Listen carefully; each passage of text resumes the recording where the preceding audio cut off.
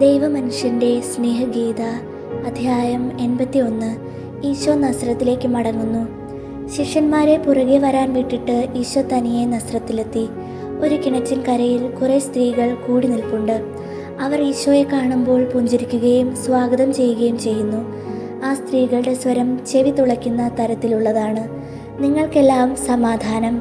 ഒന്നും മിണ്ടാതിരിക്കൂ. ഞാൻ വന്ന വിവരം അമ്മ അറിയേണ്ട. അൽഫയൂസിൻ്റെ മേരി വരുന്നുണ്ട്. മേരി കുടങ്ങളുമായാണ് വരുന്നത്. ജോസഫും ഈശോയും കൂടി നട്ടുപിടിപ്പിച്ച ചെടികളാണവ. ആ ചെടികൾ കരിയുന്നത് കാണുമ്പോൾ അവളുടെ ചങ്ക് പൊട്ടുകയാണ്.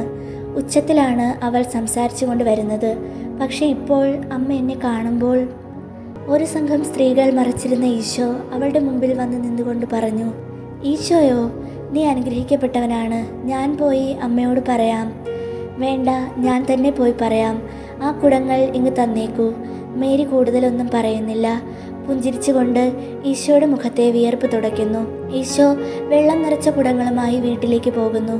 കയ്യിൽ നിന്ന് കുടം നിലത്ത് വെച്ചു. ചെമ്പുപാത്രം കല്ലിൽ തട്ടി ശബ്ദം കേൾക്കുന്നു. മേരി തിരിഞ്ഞു നോക്കാതെ പറയുന്നു, നീ ഇത്ര വേഗം മടങ്ങിയെത്തിയോ? ഈ പാവം ലില്ലികളെ കണ്ടോ? നമ്മൾ സഹായിച്ചില്ലെങ്കിൽ ഇവയെല്ലാം കരിഞ്ഞു പോകും. അമ്മയ്ക്ക് വേണ്ടതെല്ലാം ഞാൻ കൊണ്ടുവരാം. മേരി പെട്ടെന്ന് തിരിഞ്ഞു നോക്കി. ഒരു നിമിഷം വിടർന്ന കണ്ണുകളുമായി നിന്നു. പിന്നെ ഓടിച്ചെന്ന് ആലിംഗനം ചെയ്യുന്നു. മകനെ, ഈ നട്ടുച്ചയ്ക്ക് നീ പോകുന്നതെന്തിന്? വെള്ളത്തിൽ മുക്കിയ പഴംതുണി പോലെ നീ ആകെ നനഞ്ഞു കുളിച്ചിരിക്കുന്നു. അമ്മേ, കഴിയുന്നതും വേഗം അമ്മയുടെ അടുത്തെത്താനാണ് ഞാൻ വെയിലത്ത് പോകുന്നത്. ആദ്യം നിന്റെ ഉടുപ്പ് മാറ്റൂ. ഈ നനഞ്ഞ വേഷത്തിൽ ഇരിക്കരുതേ. ആരോഗ്യത്തിന് നല്ലതല്ല. ഈശോ അനുസരിക്കുന്നു. എൻ്റെ ശിഷ്യന്മാർ എൻ്റെ കൂടെ വന്നിട്ടുണ്ട്. നാളെ ഇങ്ങെത്തും. ഓ അമ്മേ, ബത്ലഹേമിലെ ആട്ടിടയന്മാരെ ഞാൻ കണ്ടുപിടിച്ചു. അവരിൽ 2 പേരെ അമ്മയെ കാണാൻ കൊണ്ടുവന്നിട്ടുണ്ട്. യാത്രയിലുണ്ടായ ഓരോ വിവരവും അമ്മയെ പറഞ്ഞു കേൾപ്പിക്കാം. എൻ്റെ അടുത്ത ചങ്ങാതിയോട് എന്തെല്ലാം ഇനി പറയാനിരിക്കുന്നു. പക്ഷെ നാളെ ഇവിടെ വരുന്നവരോട് അമ്മ കരുണ കാണിക്കണം. അവരാരും പുണ്യപൂർണത പ്രാപിച്ചവരല്ല. എൻ്റെ അനുയായികളെ നല്ലവരാക്കാൻ അമ്മ എന്നെ സഹായിക്കണം. എല്ലാവരെയും രക്ഷിക്കണമെന്നാണ് എൻ്റെ ആഗ്രഹം. ഇതിനിടെ ഈശോ മേരിയുടെ കാൽക്കൽ വീണു. ദൈവമാതാവിൻ്റെ മഹത്വത്തിൽ മേരി പ്രത്യക്ഷപ്പെടുന്നു. നസ്രത്തിലെ വീട്ടിൽ അടുത്ത ദിവസം മേരി രാവിലെ തന്നെ ഉണർന്ന് വീട്ടുകാര്യങ്ങളിൽ വ്യാപൃതയായി. അൽഫയൂസിൻ്റെ മേരിയും രാവിലെ എത്തി. മേരി ഈശോയ്ക്ക് പ്രിയമുള്ള തേൻ കേക്കുകൾ ഉണ്ടാക്കുകയായിരുന്നു. വെണ്ണയും തേനും മാവിൽ ചേർത്ത് വട്ടത്തിലുള്ള കുറേ കേക്കുകൾ ഉണ്ടാക്കി ഒരു ലോഹപ്പുരയിൽ വയ്ക്കുന്നു. നിങ്ങൾക്ക് ഈ ദിവസം സമാധാനം, ഈശോ അവരുടെ മുമ്പിൽ വന്ന് പറഞ്ഞു. നീ ഇത്ര വേഗം എഴുന്നേറ്റുവോ? എന്തിനാണ് ഇത്ര നേരത്തെ എഴുന്നേൽക്കുന്നത്? അമ്മേ, തൊട്ടിലിൽ കിടന്നുറങ്ങുന്ന ഒരു ശിശുവിനെ പോലെ ഞാൻ ഉറങ്ങി. പക്ഷേ കഴിഞ്ഞ രാത്രി മനോവേദന അനുഭവിക്കുന്ന ഒരാളെ പോലെ നീ നെടുവീർപ്പിട്ടുകൊണ്ടിരുന്നു. അമ്മേ, ഞാൻ ക്ഷീണിച്ചു പോയി.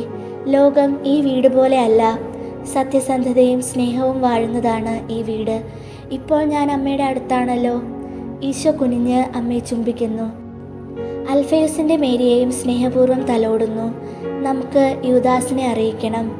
അതിൻ്റെ ആവശ്യമില്ല, യൂദാസ് ഇങ്ങെത്തും. അതെങ്ങനെ അറിഞ്ഞു? ഈശോ മറുപടി പറയുന്നില്ല. പുഞ്ചിരിക്കുന്നതേ ഉള്ളൂ.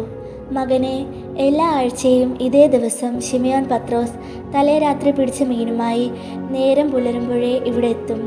ഇന്നവന് വലിയ സന്തോഷമായിരിക്കും. ഈശോ മറ്റ് ശിഷ്യരെ കാത്തിരിക്കുന്നു. മേരി ചെരിപ്പിട്ട് മഞ്ഞുപോലെ വെളുത്ത വസ്ത്രമണിഞ്ഞ് തിരിച്ചു വന്നു. ശിഷ്യരും ആട്ടിടയരും എത്തി. ഈശോ ഓരോരുത്തരെയായി പരിചയപ്പെടുത്തുന്നു. എന്ത് പറയണമെന്നറിയാതെ ആട്ടിടയർ സ്തംഭിച്ചു നിൽക്കുകയാണ്. ദൈവികമായ ഒരു കാഴ്ച കണ്ടതുപോലെ അവർ ആനന്ദത്തിൽ മുഴുകി നിൽക്കുകയാണ്. സൈമണും നെഞ്ചത്ത് കൈകൾ കോർത്തു പിടിച്ച് താണു തൊഴുതുകൊണ്ട് പറയുന്നു, അനുഗ്രഹത്തിൻ്റെ അമ്മേ, ഞാൻ അമ്മയെ നമസ്കരിക്കുന്നു. ഞാനിപ്പോൾ വെളിച്ചം കണ്ടു. യൂദാസ് പറയുന്നു, എനിക്കൊരമ്മയുണ്ട്. അമ്മയോട് തോന്നുന്ന സ്നേഹം അങ്ങയോട് തോന്നുന്ന സ്നേഹത്തിന് മുമ്പിൽ നിഷ്പ്രഭമാകുന്നു. പുറത്ത് പത്രോസിൻ്റെ പരിപരുത്ത സ്വരം കേൾക്കാം. പത്രോസ് അകത്ത് കടന്ന് സംസാരശേഷി നഷ്ടപ്പെട്ടവനെ പോലെ നിന്നു. തോളിൽ കിടന്ന വട്ടത്തിലുള്ള കുട്ട നിലത്തിട്ട് മുട്ടിന്മേൽ നിന്നു. നിത്യനായ കർത്താവേ, അങ്ങ് എന്നോടിത് ചെയ്യരുതായിരുന്നു. ഇവിടെ വന്നിട്ട് പാവപ്പെട്ട ശിമയോനെ ഇക്കാര്യം അറിയിച്ചില്ല. ഈശോ എഴുന്നേൽക്കാൻ ആവർത്തിച്ച് പറഞ്ഞിട്ടും അവനത് കേൾക്കുന്നില്ല.